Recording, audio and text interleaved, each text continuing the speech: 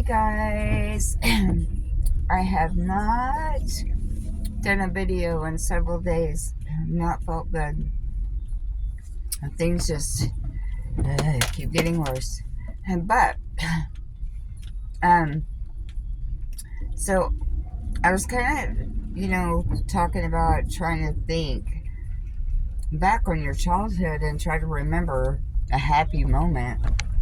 And if you have to do that, then it's pretty sad. I mean, like really sad. Now, a few happy moments I can remember growing up. My dad's, well, he had a brother that lived in Houston and his wife, and then and he had a sister and her husband that lived in Beaumont, Texas. So we would go to Houston a lot, and I remember I was going to school in Mangum. I was in elementary school. And when we were going, it was, of course, sorry, it's this not being able to breathe thing and smoking a cigarette, that doesn't help. But my dad would come pick me up from school when we were headed to Houston, and he would fry up this big old thing of chicken and bring some snacks, because this man did not believe in stopping to go to the restroom ever. It was like you had to be crying with your legs crossed, begging before you peed your pants. And then before he would take you to a bathroom, because if it was like, you had to exit off anywhere and it wasn't just right there on the side of the road, then get ready to just drop your drawers on the side of the road. Anyhow, that was pretty funny, but he did that to us all the time. So, needless to say, that, and then, growing up on a farm, bush broke really, really early.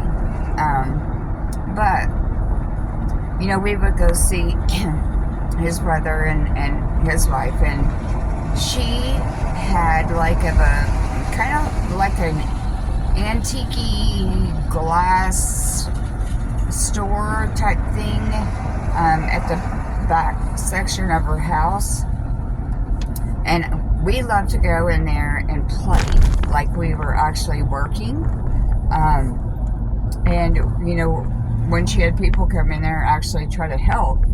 And it made me feel like I was an adult. I was so special because I got to work in the store, or at least pretend like I did.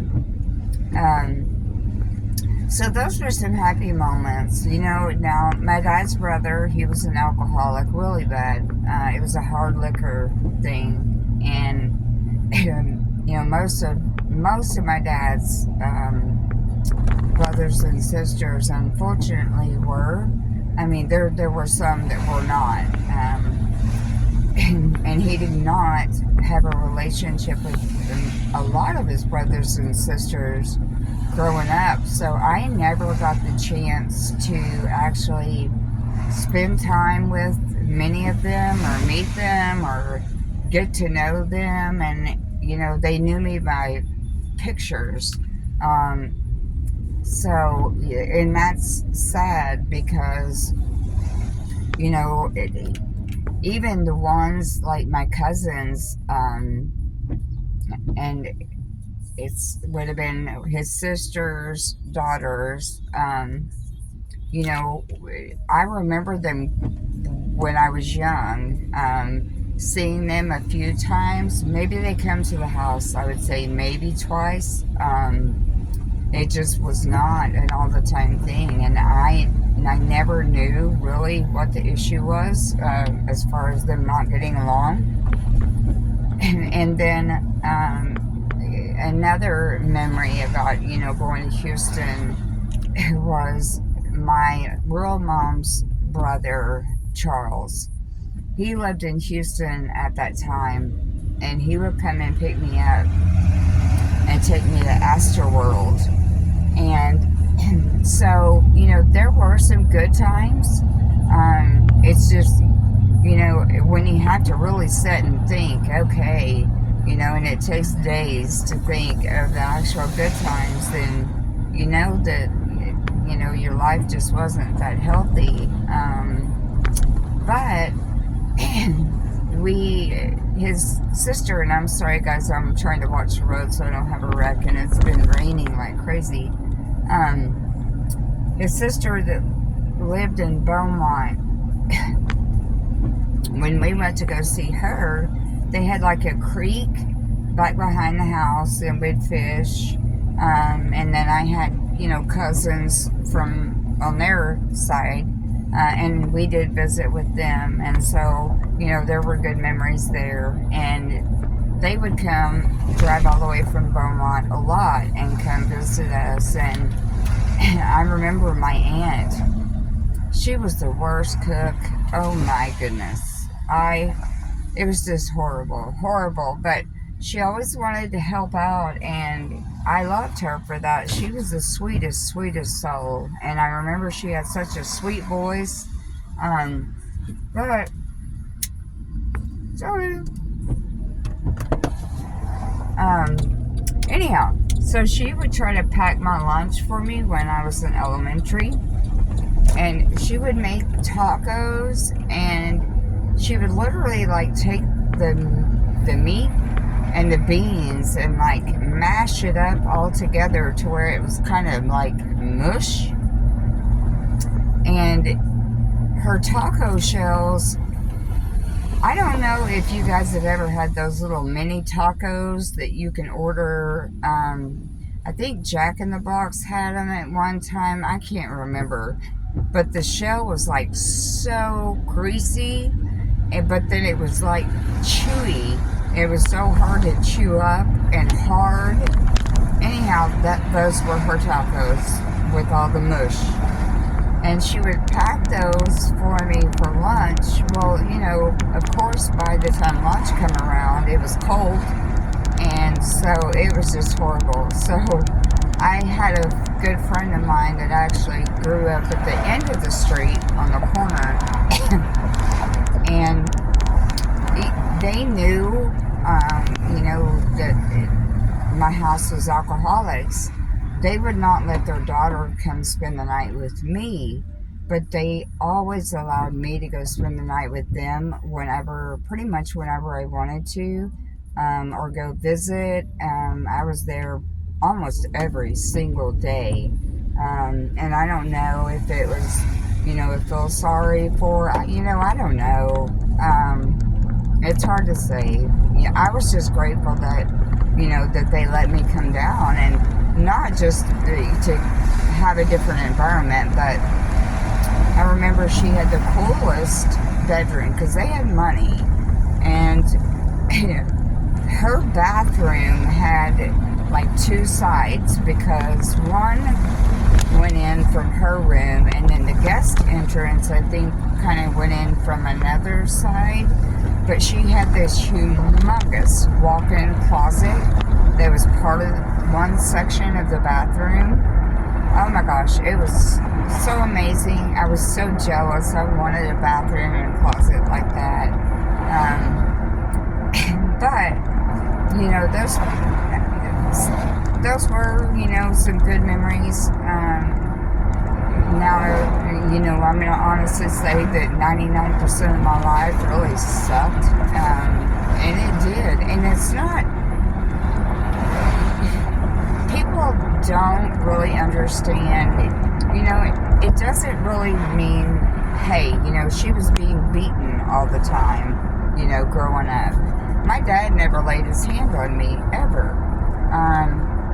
And it wasn't that, Now his wife, she tried to, as I got older, and it kind of, the anger and the abuse shifted from my dad to me when they got back together after they'd been divorced for several years. And I'll get into that story, how I even come about that happening on a different video. But you know, you always, and I tell people, you have to find coping skills. You have to find some way to find some little portion of happiness in the worst situation that you're in, or it will tear you up inside. And I know from experience because I lived it. I lived it day in and day out and day in and day out. And I've lived it, pretty much most of my adult life. And, right now, dealing with, family that pretends like, I don't know what they pretend that, I'm not as good as them because I'm not an alcoholic or wasn't, or, a prescriptions pad, forging prescription junkie. I don't know. Am I as educated? Yeah. Uh, did I have great careers? Absolutely. I'm disabled now, but I still get out and I push myself way past the limit, and I'm so hard on my body. And I think, that's part of why I keep getting worse, because I will not let up, but I'm not going to, because I feel like if I let up, I'm giving up. And so I'm going to keep pushing as much as I can, as long as I can. And all this stuff they keep finding wrong, and now, like I think I mentioned that I've got a heart disease and it affects the blood flow to my vital organs, and now that's my pancreas, and there was something else I can't even remember, and just all the stuff, and that's on top of everything else. So, I have to find some happiness, and that's my photography. I'm helping tell someone else's story, but I want it to be a happy story, not like, and, and I think it's so much easier for me to look at these couples or these families and help create, this happiness, even though they may be happy. Everyone has problems at home, but not everybody is abused verbally, mentally, physically. So, we come from different backgrounds, but, I want to pull out the happy side, and I want to be able to tell their story through photos. And so that's what keeps me going. That's my livelihood right now. Um, but I just kind of wanted to come in and say, you know, there were a few happy moments that I remember, as a child. And you just, and even when it's not happy, you gotta find a way, find something you enjoy doing, to make yourself feel better. You have to, because if not, you're gonna end up like me. And I'm not saying that, what I went through caused all my health issues, because it didn't. But stress, that definitely didn't help. But I just got home and I'm having a really hard time breathing. So I'm going to sign off. And you guys have a happy 4th of July. And I will talk to you later.